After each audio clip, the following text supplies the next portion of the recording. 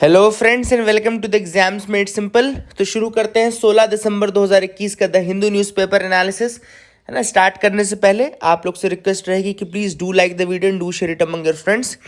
सबसे पहले देखते हैं आज के सवाल जो कि प्रीलिम्स के लिए आपके लिए इंपॉर्टेंट होने वाले हैं। सबसे पहला सवाल है ऑपरेशन बिरबिल sometimes seen in news is associated with.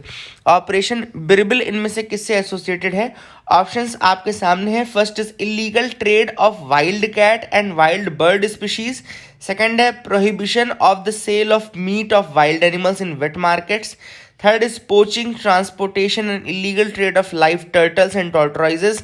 And fourth is illegal wildlife trade over the internet using social media platforms. तो ये ऑपरेशन बिरबिल आपको बताना है किससे रिलेटेड है।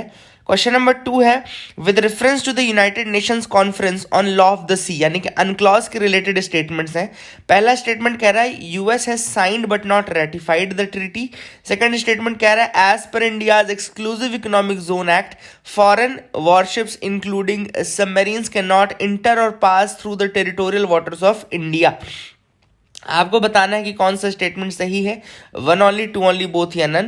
Question number 3 is justice Jeevan Reddy committee. Justice Jeevan Reddy committee is related to which of the following? किससे संबंधित है justice Jeevan Reddy committee? Options आपके सामने, to review the provisions of AFSPA, to review the controversial farm laws, to provide guidelines for the use of drones in India, या to review the guidelines on television ratings agencies। तो ये 3 सवाल हैं आज के लिए। I hope you will try to answer these questions. आप answer जरूर करिएगा, एटलीस्ट जो लोग सीरियस हैं they should answer the questions. And now मैं आंसर बता देता हूँ, तो आप बताइए कितने आपके सही थे, ठीक है ना। तो पहला सवाल जो मैंने पूछा था ऑपरेशन बिरबिल, याद रखिएगा, that is related to illegal trade of wild cat and wild bird species. Illegal trade of wild cat and wild bird species, operation बिरबिल। You have to remember this, A will be the answer. Second question मैंने अनक्लॉज के regarding पूछा था कि इनमें से कौन से स्टेटमेंट सही है, तो दोनों ही स्टेटमेंट गलत हैं। पहला स्टेटमेंट लिखा है कि यूएस ने साइन किया है लेकिन रेटिफाई नहीं किया है, तो सही स्टेटमेंट है एक्चुअली यूएस ने ना ही साइन किया है ना ही रेटिफाई किया है। तो US has neither signed nor ratified the treaty, अनक्लॉज, ये हो गया।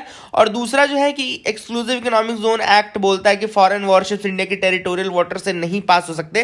तो मैं आपको बता दूं कि सेक्शन 4 है जो कि रिलेटेड है इसका, और वो कहता है कि पास कर सकते हैं लेकिन प्रायर परमिशन लेनी पड़ेगी गवर्नमेंट से। तो यह मैंने लिखा भी है, section 4 sub clause, section 4 clause 2 of India's exclusive economic zone act allows the foreign warship including submarines to enter और pass through the territorial waters, however it requires prior notice to the central government, है ना, and they are required to navigate on the surface and show their flags। ये भी condition, लेकिन conditional है लेकिन allowed है, ऐसा नहीं कि वो अलाउड नहीं है, ठीक है ना। तो इसको आप याद रखिएगा। थर्ड क्वेश्चन था जस्टिस जीवन रेड्डी कमिटी, तो ये तो मैंने आपको ऑलरेडी पढ़ाया हुआ है। Answer will be A, to review the provisions of AFSPA, इसको याद रखिएगा, जस्टिस जीवन रेड्डी कमेटी। तो I hope you got clarity regarding these 3 questions, आपको समझ में आ गए होंगे, है ना। आगे मूव करते हैं mains question of the day. आपको मैं मेंस क्वेश्चन आपको दे देता हूं। पहला आज का mains question of the day है, should fundamental duties be made legally enforceable. क्या फंडामेंटल ड्यूटीज को लीगली इन्फोर्सेबल बना देना चाहिए? Should there following be made an essential condition for guarantee of the fundamental rights. क्या फंडामेंटल ड्यूटीज को compulsory कर देना चाहिए फंडामेंटल राइट्स के लिए? अब आपको ये चीज डिस्कस करनी, काफी अच्छा सवाल है। Should fundamental duties be made legally enforceable and should they B made an essential condition for the guarantee of fundamental rights. मतलब कि ये बोल देना चाहिए क्या कि अगर आपको फंडामेंटल राइट्स चाहिए तो आपको फंडामेंटल ड्यूटीज देनी, फॉलो करनी पड़ेंगी। तो ये आपको डिस्कस करना, this is the thing which you have to discuss. अभी जैसा कि वो इस तरह से इन्फोर्सेबल नहीं है, मतलब आपके ऊपर केस नहीं होगा, आपको जेल में नहीं भेजा जाएगा अगर आप उसको फॉलो नहीं करते हो। तो लीगली इन्फोर्सेबल के बाद अगर आप फंडामेंटल ड्यूटीज फॉलो नहीं करते हो तो फिर आपको जेल भेजा जाएगा, है ना। एंड इसके अलावा दूसरी चीज है कि क्या आपको फंडामेंटल ड्यूटीज को एक एसेंशियल कंडीशन बनाना चाहिए क्या कि फंडामेंटल राइट्स के लिए, तो ये भी आपको डिस्कस करना है। तो गिव योर कमेंट्स जो भी आपके पास हैं, या आइदर टेलीग्राम ग्रुप में दीजिए या फिर आप यहाँ पे कमेंट सेक्शन में दीजिए। न्यूज़ एनालिसिस में आते हैं, मैं कुछ ऑपरेशंस के बारे में आपको बता दूं, जैसे न्यूज़ में आते रहते हैं ऑपरेशन ये वो, तो हो सकता है यूपीएससी आपसे किस तरीके से क्वेश्चन पूछेगा, वो कोई एक ऑपरेशन तो पूछेगा नहीं, वो क्या करेगा कि आपसे 3-4 ऑपरेशंस दे देगा और उसको मैच द कॉलम के रूप में या which of the following operations are correctly matched, इस तरीके से पूछेगा। तो एक तो मैंने आपको लास्ट भी 2-3 दिन पहले बताया था ऑपरेशन सॉफ्ट गोल्ड, जो कि है to tackle the illegal trade in shahtoosh shawls, जो कि चिरू वूल से बनते हैं। दूसरा है operation Lesknow. Operation Lesknow ये क्या है, to bring attention of the enforcement agencies within the country towards the illegal wildlife trade in lesser known species. मतलब कि जो लेसर नोन स्पीशीज हैं उनकी तरफ इन्फोर्समेंट एजेंसीज का ध्यान आकर्षित करना कि भैया इन स्पीशीज का भी इलीगल ट्रेड हो रहा है, इसके रिगार्डिंग है ऑपरेशन लेस नो। ठीक है ना, याद रखिएगा। तीसरा था operation clean art. Operation clean art क्या है, basically to drag the attention of enforcement agencies towards illegal wildlife trade in mongoose hair brushes। ठीक है ना, operation clean art was to drag the attention of the enforcement agencies towards illegal wildlife trade in mongoose hair brushes। ठीक है ना। फिर operation Thunderbird है। Operation Thunderbird is concentrated mainly on illegal trade in species such as tigers and other Asian big cats, bears, pangolins, reptiles, red sanders, sea cucumbers and sea horses. तो ये था आपका operation thunderbird. फिर operation बिरबिल जो है, जो मैंने आपको बताया है, wild cat and wild bird species. एक है operation wild net. Wild net is aimed to draw the attention of the enforcement agencies within the country to focus their attention on the ever increasing illegal wildlife trade over the internet। Wild net मतलब कि internet पे जो illegal trade हो रहा है उसके ऊपर social media platforms को यूज करके किया जा रहा है, तो इसके लिए ध्यान आकर्षित करना था। Operation free fly basically conducted to check the illegal trade of live birds. Live bird यानी जिंदा जो पक्षी होते हैं उनके इलीगल ट्रेड को रोकने के लिए फ्री फ्लाई को ऑपरेशन स्टार्ट किया गया था। फिर operation wet mark.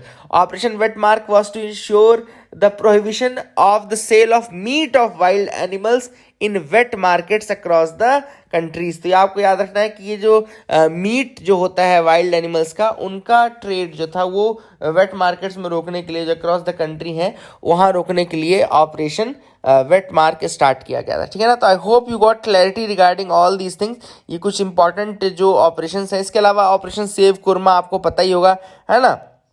Operation save korma आपको पता होगा एंड ये सब ठीक है।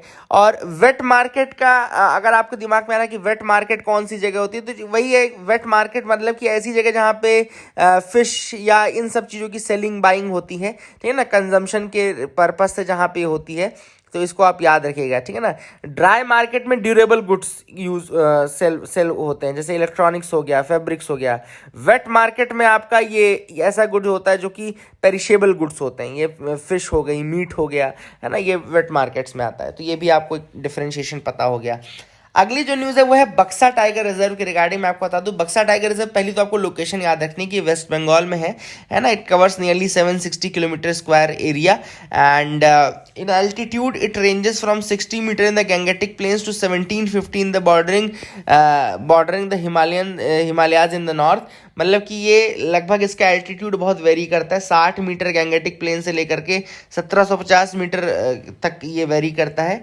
It's northern boundary runs along the international border with Bhutan. जो बक्सा टाइगर रिजर्व की नदर्न बाउंड्री है, it runs along with international border with Bhutan, ये आपको याद रखना है। इसके अलावा सिंचुला हिल रेंजेस हैं, Sinchula hill ranges, they lie along the northern side of the Buxa tiger reserve and the eastern boundary touches that of the Assam state. ठीक है ना। तो इसकी जो ईस्टर्न बाउंड्री है वो असम स्टेट को टच करती है और सिंचुला हिल रेंजेस इसके नॉर्थ साइड पे रेंजेस हैं, सिंचुला हिल रेंजेस। थोड़ा थोड़ा फैक्ट्स इसलिए बता रहा कि यूपीएससी अब सिर्फ लोकेशन नहीं पूछता, वो आजकल थोड़ा सा डीप जाता है, जैसे शेषाचलम हिल्स में जा चुका है डीप में, या इस तरीके से नीलगिरीज पे जा चुका है। तो अब हो सकता है बक्सा टाइगर रिजर्व की बारी हो, है ना। तो ये भी आपको तैयार होना चाहिए। तो गैंगेटिक प्लेन में इसकी जो एल्टीट्यूड है वो 60 मीटर तक रहती है और बहुत बढ़ जाती है इधर साइड हिमालयस के साइड आने में। फिर इसके अलावा मैंने आपको बताया कि इसका जो नदर्न बाउंड्री वहीं पे सिंचुला हिल रेंजेस हैं और ये एक इसका जो नदर्न बाउंड्री है वो बॉर्डर की तरह काम करता है, बॉर्डर के साथ रन करता है international border with the Bhutan, है ना।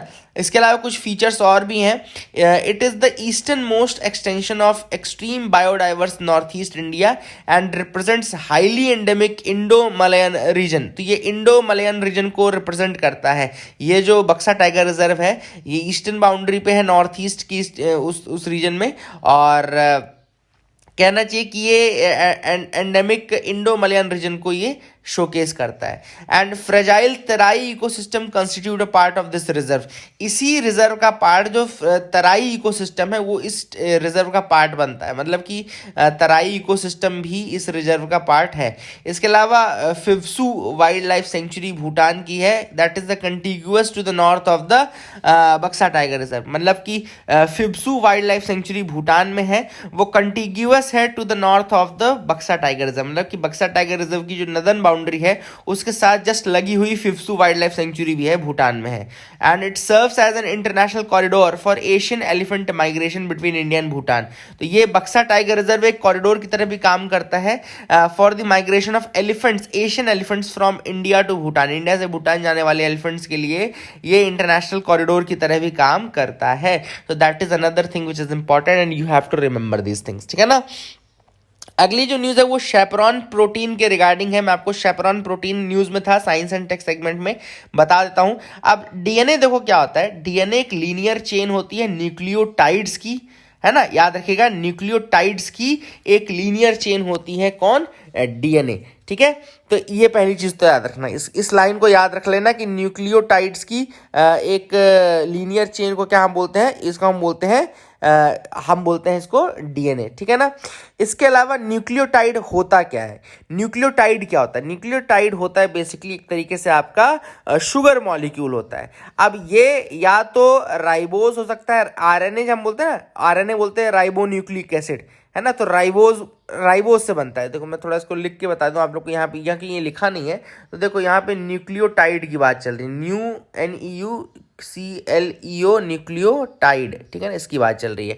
अब न्यूक्लियोटाइड क्या हो गया, मैंने आपको बता दिया कि या तो ये एक्चुअली में शुगर मॉलिक्यूल होता है, न्यूक्लियोटाइड शुगर मॉलिक्यूल कंसिस्ट करता है। अब ये या तो राइबोस हो सकता है, RIBOSE, राइबोस किसमें, आरएनए में, या फिर ये हो सकता है आपका डीऑक्सीराइबोस, डीऑक्सीराइबोस किसमें होगा, डीएनए में, है ना। अब ये बेसिकली इसमें होता क्या है, न्यूक्लियोटाइड के 3 पार्ट होते हैं, बेसिकली न्यूक्लियोटाइड के 3 पार्ट होते हैं, इसको याद रखना। ये बहुत इंपॉर्टेंट चीज़ बता रहा हूँ, ये आपको मतलब बहुत डिटेल में ही जब आप पढ़ेंगे तब पता होगा, तो मैं आपको ऐसे ही बता देता हूँ। न्यूक्लियोटाइड के एंटी से रिप्रेजेंट कर रहे हैं, इसके 3 पार्ट होते हैं। पहला मैंने आपको शुगर बता दिया, sugar was the first part. दूसरा होता है इसमें एक फॉस्फेट ग्रुप जुड़ा होता है, एंड तीसरा होता है इसमें एक बेस, ठीक है ना। इन तीनों को याद रखना, शुगर, फॉस्फेट एंड बेस, ये 3 पार्ट होते हैं। यही 3 पार्ट किसके हैं, मेन न्यूक्लियोटाइड के, ये न्यूक्लियोटाइड के 3 मेन पार्ट हैं, है ना। अब इसमें मैंने क्या कहता है कि शुगर बता दिया, शुगर में आपको याद बता दिया राइबोस होगा आरएनए के केस में, डीऑक्सीराइबोस होगा डीएनए के केस में। अब ये जो बेस है, फॉस्फेट ग्रुप हो गया। अब एक बेस जो होता है, बेस क्या होता है, बेस इसमें 4 हो सकते हैं, ठीक है ना। जैसे डीएनए के 4 जो बेस होते हैं, एक होता है एडेनाइन, ADENINE, एडेनाइन। दूसरा हो गया आपका साइटोसाइन, SINE, साइटोसाइन। तीसरा होगा guanine, GUANINE, adenine, cytosine, guanine. और लास्ट हो गया थाइमाइन, THYMINE। तो ये 4 तरीके के बेसेस होते हैं जो कि डीएनए में बेस की तरह काम करते हैं। तो I hope you got clarity. इसके 3 पार्ट होते हैं बेसिकली। पहला होता है एक फॉस्फेट ग्रुप, दूसरा होता है इसमें ये शुगर, और तीसरा होता है इसमें बेस में हो गया adenine, guanine, cytosine, thymine. Thymine को ही यूरासिल भी बोलते हैं, थाइमाइन को क्या बोलते हैं, यूरासिल, URACIL। तो यूरासिल अगर कभी लिखा गया तो कंफ्यूज मत हो जाना। तो एडेनाइन, साइटोसाइन, गुआनाइन और थाइमाइन या यूरासिल, ये इसके 3 हो गए। तो मैंने आपको बता दिया, कुल मिलाकर के बहुत इंपॉर्टेंट चीज़ बताई। एक तो मैंने आपको बताया कि डीएनए एक लीनियर चेन होती है न्यूक्लियोटाइड्स की। न्यूक्लियोटाइड्स क्या होते हैं वो मैंने पूरी तरीके से आपको एक्सप्लेन कर दी है ना, इससे ज़्यादा आपको जानने की भी जरूरत नहीं। मतलब आप ऑब्वियस सी बात है, आप डॉक्टरी MBBS का एग्जाम तो देने नहीं जा रहे हो, आप देने जा रहे हो यूपीएससी आपसे ये बेसिक पूछ सकता है ना, ऐसा नहीं कि ये नहीं पूछेगा, ये आपसे वो पूछ सकता है। लेकिन जो मैंने आपको बताया कि चीज़ें वो ज़रूर याद रखना, जो फैक्ट्स मैंने आपको बता दिए। इसके अलावा एक याद रखिएगा कि ये जो होता है, the message in the RNA is translated into strings of amino acids. या अमीनो एसिड्स भी जो होते हैं वो प्रोटीन होते हैं, अमीनो एसिड्स में कन्वर्ट, जो भी मैसेजेस रहते हैं ना आरएनए में, they are translated into the amino acids and protein need to take a precise 3 dimensional shape to become a functional entity. अब याद रखिएगा ये जो अंदर ये पूरी प्रोसेस होती है ना डीएनए ट्रांसफर की या नॉलेज ट्रांसफर की या मैसेज ट्रांसफर की, ये तब होती है जब यहाँ का जो इंटरनल जो प्रोटीन होता है वो प्रिसाइज एक 3 डायमेंशनल शेप लेता है, अपने आप में एक 3 डायमेंशनल प्रिसाइज शेप लेता है, तब जाकर के ये प्रोसेस कंप्लीट होती है ना, ये मैसेज ट्रांसफर की या ये कोडिंग की, कैरेक्टर ट्रांसफर की, ठीक है ना। अब ये जो प्रोटीन फोल्डिंग है अगर ये सही से नहीं हो, यानी कि ये शेप सही से ना, देखो वो शेप ले रही है, ऑब्वियस सी बात है वो प्रोटीन उसमें फोल्ड हो रहा होगा। अब जब प्रोटीन फोल्ड हो रहा है, वो शेप ले रहा है, इसका मतलब है कि उस फोल्डिंग को सही होना ज़रूरी है। तो ये जो फोल्डिंग सही होती है ये होती है because of molecular chaperone proteins that assist in corrective folding of the protein. तो ये जो मॉलिक्यूलर शेपेरॉन्स होते हैं ना, actually they assist in correctly folding the protein. Chaperone protein basically इसीलिए जरूरी होते हैं because they help in correct folding of the protein, correct folding of the protein. So that is the thing which is important and this is very very important, याद रखिएगा इसको। And अगर ये corrective folding ना हो, यानी कि correct folding ना हो, यानी कि मिस फोल्डिंग हो जाए, तो समझ लो कि बहुत ज़्यादा नुकसान हो सकता है और बहुत सारी बीमारियां हो सकती हैं। एग्जाम्पल्स मैंने लिख दिए, जैसे कि अगर सपोज करेक्ट फोल्डिंग नहीं होती है तो उसमें पार्किंसंस डिसीज, अल्फा सिन न्यूक्लिन प्रोटीन का अगर करेक्ट फोल्डिंग ना हो तो उससे पार्किंसंस डिसीज हो सकती है। कैटरैक्ट जो आपको पता ना, कैटरैक्ट एक डिसीज है, वो भी आइज की डिसीज है, वो भी बिकॉज ऑफ द इमिस करेक्टिव फोल्डिंग के कारण ही होती है, ठीक है ना। तो इसको आप याद रख सकते हैं। अब मैंने आपको बता दिया, ये चीज़ें आप याद रखना and these are the things which are very very important, है ना। और अपन ने न्यूक्लियोटाइड के बारे में भी सीख लिया था, और अच्छी चीज़ है कि हमने एक अच्छी चीज़ सीखी।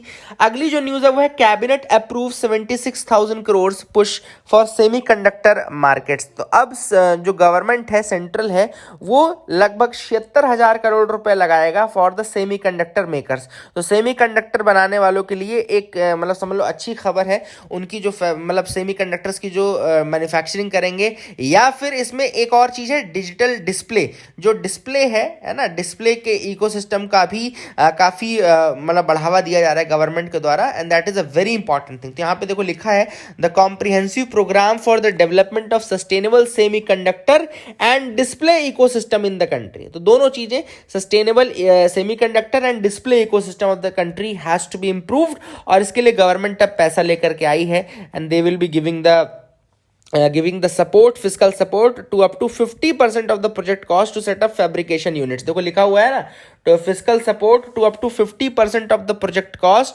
for the fabrication units। तो this is a very important thing which is there, इसको आप याद रखिएगा। अब थोड़ा सा मैं आपको एक और चीज़ बता दूं सेमीकंडक्टर्स के बारे में। देखो क्या होते हैं सेमीकंडक्टर्स और कैसे बनते हैं, ये सारी चीज़ें भी जानना जरूरी है ना, कि बेसिक फैक्ट तो हो सकता है यूपीएससी वहीं से पूछ ले। तो सेमीकंडक्टर के बारे में आपको कुछ फैक्ट बता दूं। सेमीकंडक्टर्स वो मटेरियल होते हैं जिनकी कंडक्टिविटी कंडक्टर्स के और इंसुलेटर्स के बीच में होती है, ठीक है ना, दोनों के बीच में होती है। देखो कंडक्टर्स क्या होते हैं, कंडक्टर्स होते हैं मेटल, कंडक्टर्स होते हैं मेटल्स होते हैं, और जो नॉन कंडक्टर्स होते हैं वो इंसुलेटर्स कहलाते हैं, जैसे सेरामिक हो गया, ये सब चीज़ें हो गई। अब देखो क्या होता है, कंडक्टर तो पूरी तरीके से कंडक्ट कर रहा है, 100% कंडक्ट कर रहा है, बहुत कम रेजिस्टेंस दे रहा है। वहीं पे आपका जो इंसुलेटर है वो बहुत ज़्यादा रेजिस्टेंस दे रहा हो। देखो क्या होता है, मैं आपको थोड़ा सा टेक्निकल टर्म्स भी समझा दूँ। देखो रेजिस्टेंस जो होता है, रेजिस्टेंस नाम से ही क्लियर है कि अपोज कर रहा है। तो इलेक्ट्रिकल में रेजिस्टेंस जो होता है उसको ओम से रिप्रेजेंट करते हैं। ओम का नाम सुना है ना, ओम, कि कितने ओम का है, यानी 50 ओम है, 50 ओम का रजिस्टर लगा है, 10 ओम का रजिस्टर लगा है ना। तो ये ओम से रेजिस्टेंस को हम बताते हैं। अब ये रेजिस्टेंस क्या होता है कि जो इंसुलेटर का केस होता है, मतलब कि इंसुलेटर मतलब कि वो डिवाइस जो कि करंट को कंडक्ट ना करे, ठीक है ना। V बराबर आई आर हो गया, V बराबर आई आर होता है, I बराबर V अपॉन आर हो गया, ठीक है ना। अब अगर सोचो R इनफाइनाइट है, अगर R इनफाइनाइट है, इन्फिनिटी है, मतलब तो ये जीरो हो जाएगी वैल्यू, मतलब कि कुल मिलाकर के ऑब्वियस सी बात है ना कि जीरो वैल्यू के बराबर करंट हो जाएगा। एंड यहाँ पे यही देखो प्रॉब्लम हो जाती है कि अगर बहुत ज़्यादा रेजिस्टेंस है, इनफाइनाइट रेजिस्टेंस है, तो करंट क्या होगा आपका, जीरो हो जाएगा, करंट नहीं फ्लो करेगा। और वहीं पे अगर वो वैल्यू जीरो हो जाए, मतलब अगर रेजिस्टेंस की वैल्यू जीरो हो जाए, जैसे मैंने कहा था V बराबर आई आर, तो I बराबर क्या हो गया, V अपॉन आर। अब अगर R इनफाइनाइटी के बराबर हो गया, टेंड्स टू इनफाइनाइट हो गया, तो ये वैल्यू हो गई कितनी, जीरो। या अगर I equals to V upon R, अगर R टेंड्स टू जीरो हो जाए, R टेंड्स टू जीरो जाएगा, तो ये वैल्यू जाएगी कितने के बराबर, इन्फिनिटी के बराबर हो जाएगी, मतलब बहुत ज़्यादा करंट होगा। तो ये होता है कंडक्टर और इंसुलेटर के बीच का डिफरेंस। टेक्निकल टर्म्स में अपन ने बात कर ली, लेकिन यही होता है एग्जैक्टली, आपको डिफरेंस यही पता होना चाहिए। अगली चीज़ मैं आपको थोड़ा बताना चाहता था इसके रिगार्डिंग कि जो सेमीकंडक्टर्स होते हैं, जैसे उसमें सिलिकॉन का नाम आपने सुना होगा, सिलिकॉन का नाम सबसे अधिक सुना होगा, है ना। जर्मेनियम का नाम आपने सुना होगा, जर्मेनियम का नाम आपने सुना होगा, है ना। These are the things which are very very important. Silicon और जर्मेनियम का ही बेसिकली जो सेमीकंडक्टर्स हैं, और सेमीकंडक्टर्स डोपिंग के थ्रू बनाए जाते हैं। डोपिंग मतलब थोड़ा सा बता दूं मैं, थोड़ी इसमें इम्प्योरिटीज़ भी ऐड की जाती हैं, ठीक है ना। तो सेमीकंडक्टर्स के बारे में आपको याद रखना है कि ये थोड़ा डोपिंग के कारण बनते हैं, और इनमें बेसिकली थोड़ा इम्प्योरिटीज़ भी यूज़ की जाती हैं। जर्मेनियम मैंने आपको बता दिया, सिलिकॉन बता दिया। अब कुछ कंपाउंड्स भी हैं जो कि सेमीकंडक्टर का काम करते हैं। कुछ कंपाउंड्स के नाम आपको बता दूं, जैसे कि गैलियम आर्सेनाइड, या लिख लेना इस चीज को, gallium arsenide, gallium arsenide, this is one semiconductor. Cadmium selenide लिख लो, कैडमियम सेलेनाइड, इसको भी लिख लो, है ना। गैलियम आर्सेनाइड हो गया, कैडमियम सेलेनाइड हो गया, ये कंपाउंड हो गए, ठीक है ना, ये आपको याद रखना है। और सेमीकंडक्टर्स बेसिकली कोवैलेंट बॉन्डिंग से बनते हैं, एंड 4 वैलेंस इलेक्ट्रॉन्स होते हैं उनके आउटर मोस्ट ऑर्बिट पे। 2 फैक्ट्स और याद रखना कि उनके 4 वैलेंस इलेक्ट्रॉन होते हैं आउटर मोस्ट ऑर्बिट में, और ये कोवैलेंट बॉन्डिंग से बनते हैं, ठीक है ना। तो जो लोग साइंस के नहीं है वो थोड़ा बहुत इनको याद रख लें चीज़ों को, जो साइंस के वो समझ गए होंगे। तो I hope you got clarity regarding that. आगे बढ़ते हैं, आगे यहाँ पे आते हैं हम, a false conflation between duties and rights. अब यहाँ पे सुहृद पारसारथी का ये आर्टिकल है, जिसमें उन्होंने कहा है कि फंडामेंटल ड्यूटीज देखो क्या है, उनको हम कंडीशन नहीं बना सकते for guaranteeing the fundamental rights. ये सुहृद पारसारथी जी का कहना है। क्यों? क्योंकि उन्होंने ये कहा कि फंडामेंटल ड्यूटीज जो है, अगर आप देखें तो ओरिजिनल कॉन्स्टिट्यूशन का हिस्सा नहीं था, they were not part of the original constitution. 51A के अंतर्गत, जो आर्टिकल 51A है, उसके अंतर्गत फंडामेंटल ड्यूटीज को 1976 में, इंदिरा गांधी जी की रिजीम थी, 1976 में लाया गया। This is the thing which is very very important. Author से इसकी जो कॉन्स्टिट्यूशन मेकर्स थे, जो ओरिजिनल कॉन्स्टिट्यूशन मेकर्स थे, उनको पता था कि आप इस चीज़ को गारंटी नहीं बना सकते हो for giving the fundamental rights. इसीलिए जो पूरा डिबेट था वो फंडामेंटल राइट्स पे हुआ, ना कि ड्यूटीज पे हुआ, ठीक है ना। अब यहाँ पे उन्होंने कहा है कि ऑथर ने बताया, इसकी थोड़ा डिटेल दी है कि ये आए कब, ये आए तब जब 1976 में कमेटी बनी, है ना। कमेटी कौन सी बनी? कमेटी आपकी स्वर्ण सिंह कमेटी बनती है। स्वर्ण सिंह कमेटी के रिकमेंडेशन के बाद ये आपका, ये देखो लिखा हुआ ना, स्वर्ण सिंह कमेटी के बाद 42nd जो कॉन्स्टिट्यूशनल अमेंडमेंट एक्ट हुआ 1976 का, उसके अंतर्गत आपका ये आर्टिकल 51A जो है ना, उसको इंक्लूड किया गया, जिसमें आपकी फंडामेंटल ड्यूटीज़ डाली गई, ठीक है ना। पहले 10 फंडामेंटल ड्यूटीज़ थी, फिर 11वीं फंडामेंटल ड्यूटीज़ लाई गई, जो एजुकेशन वाली रिलेटेड ड्यूटी है, उसको आपको याद रखना है, ठीक है ना।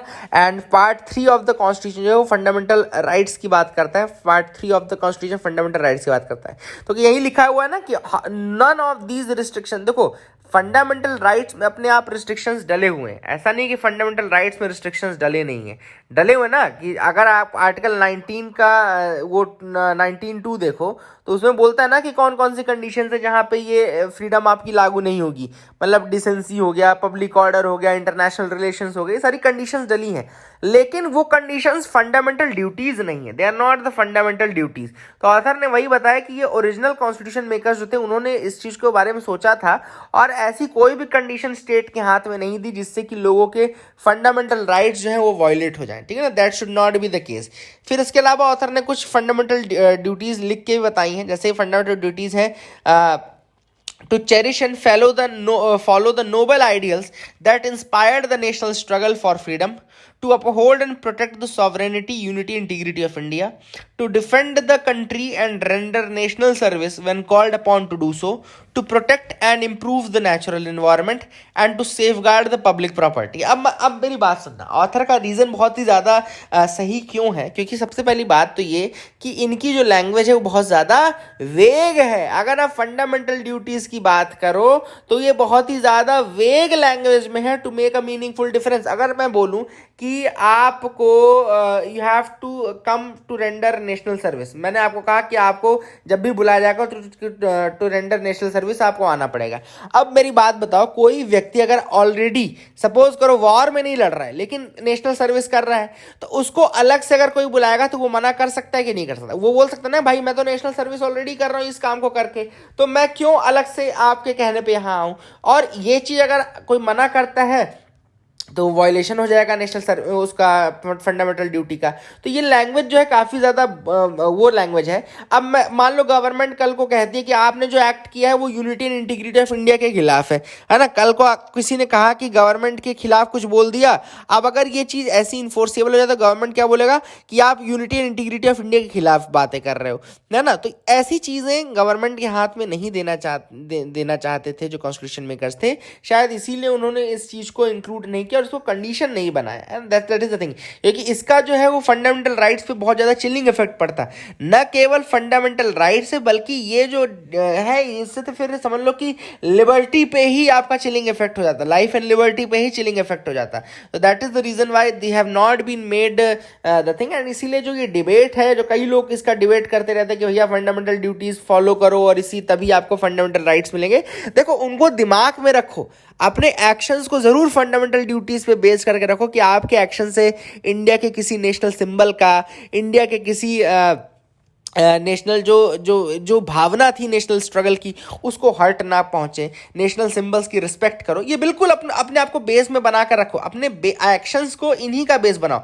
बट इसको अगर एक लीगल टर्म दे दिया जाएगा by the government, then that could have a very harsh impact over the fundamental rights, and that is what has been mentioned by the author in this article. ठीक है ना, इसको याद रखिएगा।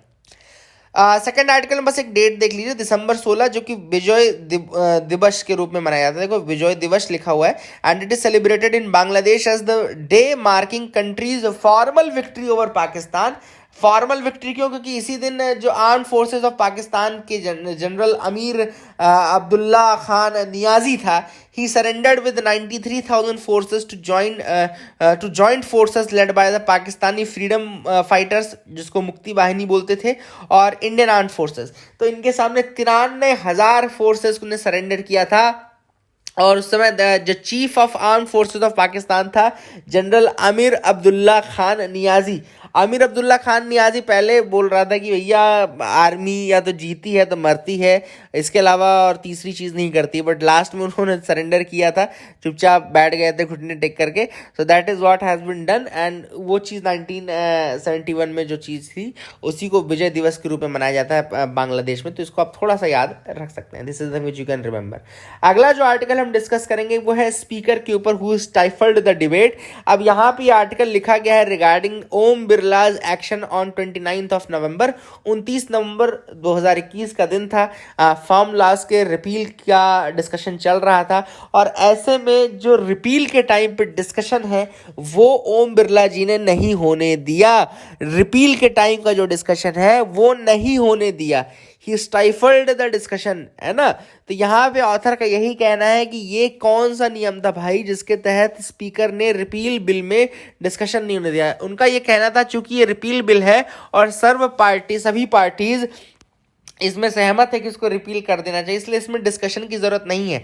बट रिपील होते समय भी डिस्कशन की ज़रूरत होती है। अगर मैं कोई चीज़ नहीं कर रहा हूँ, जैसे मैंने सपोज करो कोई चीज़ की थी, बड़े ताम झाम से मैंने वो चीज़ की थी, ठीक है, कुछ दिन तक मैंने किया, अब मैं वो चीज़ बंद कर रहा हूँ, तो मुझे उसका रीज़न तो देना पड़ेगा ना कि क्यों मैं बंद कर रहा हूँ। और दूसरे लोग मुझे कुछ सजेशन दे सकते हैं ना कि भैया रिपील बिल में अमेंडमेंट की सजेशन भी, रिपील बिल में भी अमेंडमेंट के सजेशन हो सकते हैं। मैंने आपको पहले भी कहा था कि रिपील होते समय एक अलग से बिल आता है, और रिपील बिल कहते हैं उसको हम, उसमें भी अमेंडमेंट के सजेशंस हो सकते हैं। तो ऐसे में ये जो चीज़ था कि उसमें डिस्कशन नहीं हुआ, डिबेट नहीं हुआ, that is very wrong, that is unfortunate for the parliament, क्योंकि पार्लियामेंट का एक्चुअल में काम ही यही होता है, हाउस का काम यही होता है कि उसको डिस्कशन करे, डिबेट करे, डिलिबरेट करे, ताकि अगली बार ऐसी गलती ना हो।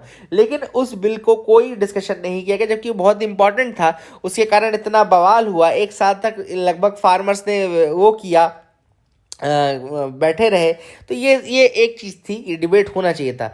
इसके अलावा ऑथर ने यहाँ पे कुछ रूल्स भी बताए, जैसे कि रूल 362(1) जो है हाउस का रूल, जो ऑपरेशन रूल है, वो कहता है at any time after a motion has been made, किसी भी समय जब एक मोशन होता है, any member may move that the question be now put and unless it appears to the speaker that the motion is an abuse of these rules or an infringement on the right of the reasonable debate, then the speaker shall then put the motion that the question be now put. Closure cannot be imposed without a prior debate. देखो लिखा हुआ है, closure cannot be imposed without a prior debate. जब तक speaker को अगर ये लगता है कि जो ये डिबेट हो रहा है या जो डिस्कशन के लिए बोला जा रहा है, अगर उनको ये लगता है कि ये जो डिस्कशन है ये रीजनेबल नहीं है, तब तो चलो वो उसको हटा सकता है। रीजनेबल अगर नहीं लगता तब तो वो उसको हटा सकता है। लेकिन अगर वो चीज़ रीजनेबल है तो स्पीकर को क्लोजर नहीं करना है विदाउट अ प्रायर डिबेट। ये बहुत इंपॉर्टेंट कंडीशन है। 363 सेक्शन कहता है कि whenever a debate or any motion in connection with the bill or any motion becomes unduly protracted, the speaker may, after taking the sense of the house, fix a time limit for the conclusion of discussion on any stage or all stages of the bill. और ये speaker तो अलग से time देता है basically कि discussion हो, conclusion का डिस्कशन हो, कंक्लूड करते समय भी एक डिस्कशन होना चाहिए। तो that is the thing which author says कि ये तो बिल्कुल एक बहुत बड़ा इन्फ्रिंजमेंट था on the part of the speaker on that day कि ये डिस्कशन नहीं हो पाया। So that is what has been mentioned by the author in this article. I hope you got clarity regarding that, आपको समझ में आ गया होगा। इसके अलावा स्पीकर के जो पावर्स हैं वो ये नहीं है कि वो स्टाइफल करे डिबेट को, है ना। Speaker has ample power. अगर कोई डिसऑर्डरली बिहेवियर हो रहा है, अगर वहाँ पे मारधाड़ हो रही है, अगर वहाँ पे सपोज करो लोग एक दूसरे को पीट रहे हैं, तो ऑब्वियस सी बात है, चलो आप उसको बोलो, आप उसको मतलब कि स्पीकर के पास पावर है कि एडजर्न कर दे हाउस को या सेटिंग को सस्पेंड कर दे। लेकिन स्पीकर ये कब से करने लगे कि वो डिबेट से रिफ्यूज कर दे। They should not refuse the debate. So that has been the question which has been raised here by the author. वहाँ रूल के साथ उन्होंने बताया है कि ये गलत हुआ। आगे मैं आपको थोड़ा और चीज़ें बता दूं आज के आर्टिकल में, आज के न्यूज़पेपर में जो आई है ना। Let's discuss some more news items.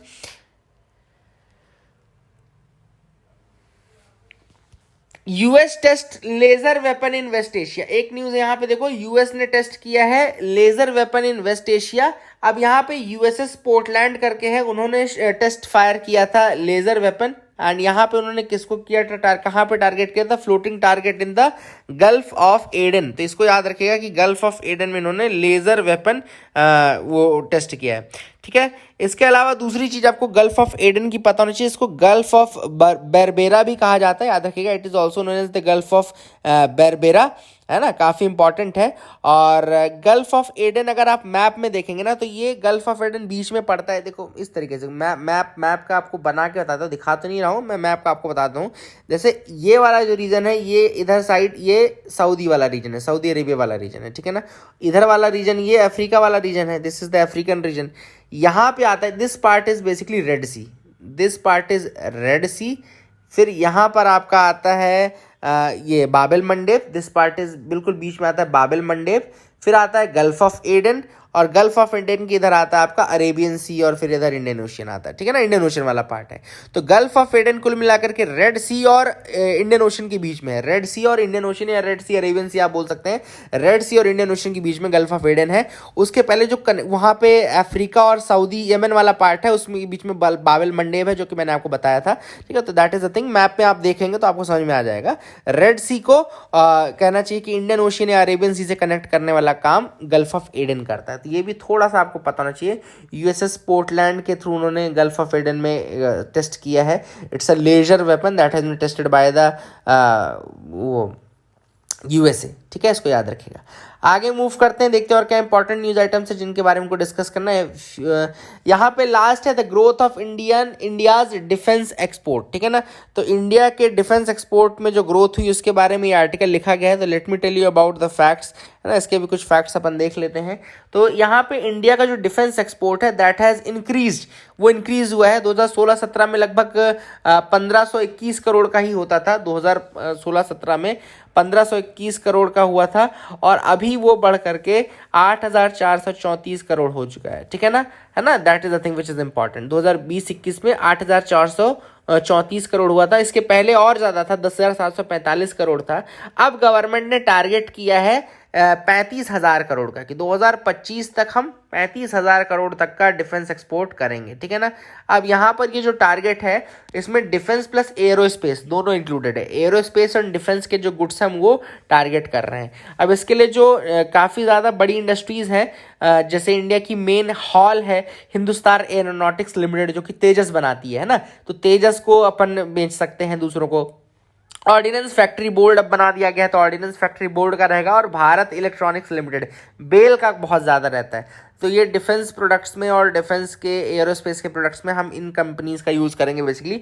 और इसमें सिप्री का भी नाम आया था। सिप्री का नाम आपको पता है ना, Stockholm Institute of Peace Research, Stockholm International Peace Research Institute बोलते हैं उसको, है ना।